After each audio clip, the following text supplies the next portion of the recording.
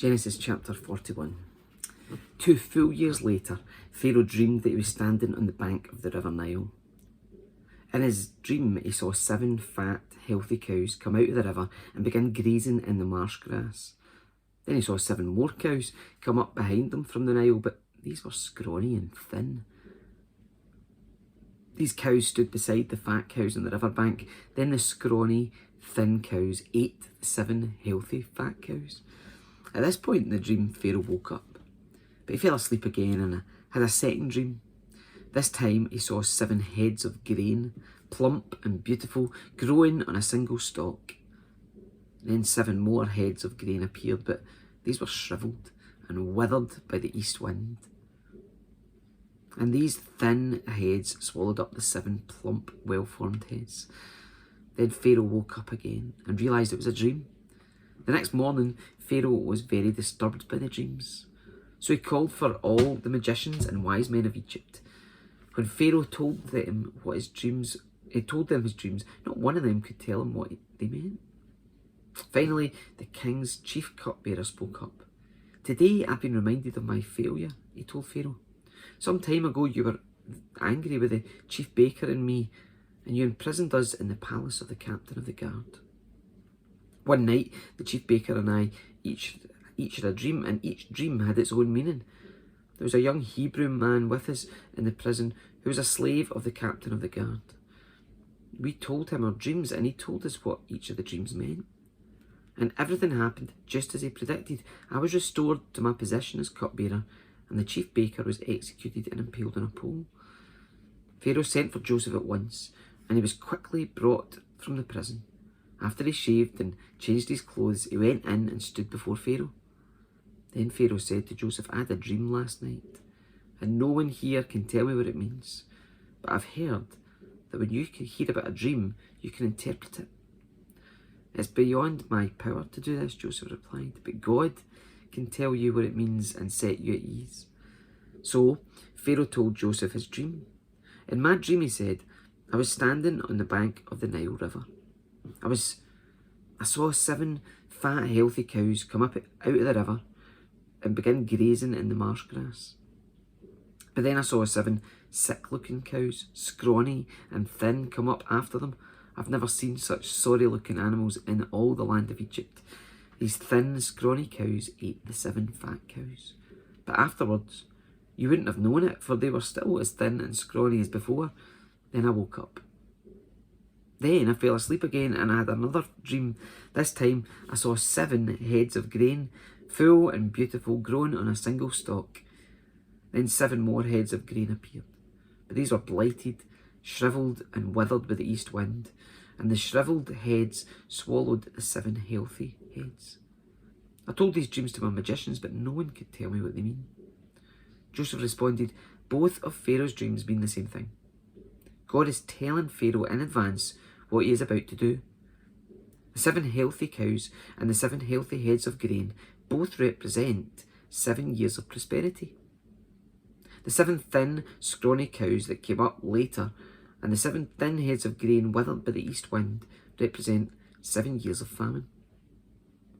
This will happen just as I have described it, for God has revealed to Pharaoh in advance what he's about to do. The next 7 years will be a period of great prosperity throughout the land of Egypt. But afterward, there will be 7 years of famine so great that all the prosperity will be forgotten in Egypt. Famine will destroy the land. This famine will be so severe that even the memory of the good years will be erased. As for having 2 similar dreams, it means that these events have been decreed by God and he will soon make them happen. Therefore, Pharaoh should find an intelligent and wise man and put him in charge of the entire land of Egypt. Then Pharaoh should appoint supervisors over the land and let them collect 1/5 of all the crops during the 7 good years. Have them gather all the food produced in the good years that are just ahead and bring it to Pharaoh's storehouses. Store it away and guard it so there will be food in the cities. That way there will be enough to eat when the 7 years of famine come to the land of Egypt. Otherwise, this famine will destroy the land." Joseph's suggestions were well received by Pharaoh and his officials. So Pharaoh asked his officials, Can we find anyone else like this man, so obviously filled with the Spirit of God? Then Pharaoh said to Joseph, since God has revealed the meaning of the dreams to you, clearly no one is as intelligent or wise as you. You will be in charge of my court, and all my people will take orders from you. Only I, sitting on my throne, will have a rank higher than yours. Pharaoh said to Joseph, I hereby put you in charge of the entire land of Egypt.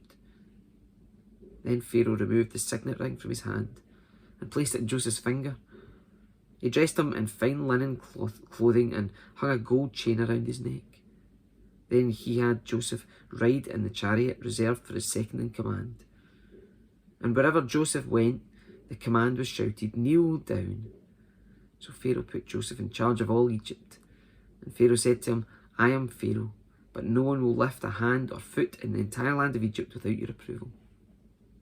Then Pharaoh gave Joseph a new Egyptian name, Zaphanath-Paneah. He also gave him a daughter of Potipharah, the priest of On.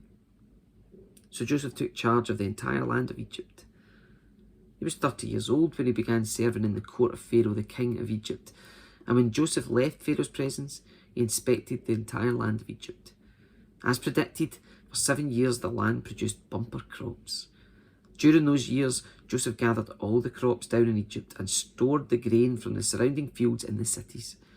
He piled up huge amounts of grain, like sand on the seashore. Finally, he stopped keeping records because there was too much to measure.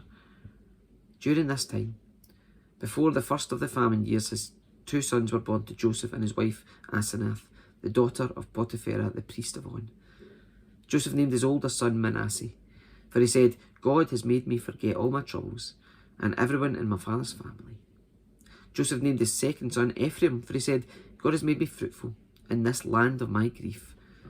At last, the 7 years of bumper crop throughout the land of Egypt came to an end. Then the 7 years of famine began, just as Joseph had predicted. The famine also struck all the surrounding countries, but throughout Egypt there was plenty of food. Eventually, however, the famine spread throughout the land of Egypt as well. And when the people cried out to Pharaoh for food, he told them, go to Joseph and do whatever he tells you. So with severe famine everywhere, Joseph opened up the storehouses and distributed grain to the Egyptians, for the famine was severe throughout the land of Egypt. And people from all around came to Egypt to buy grain from Joseph because the famine was severe throughout the world.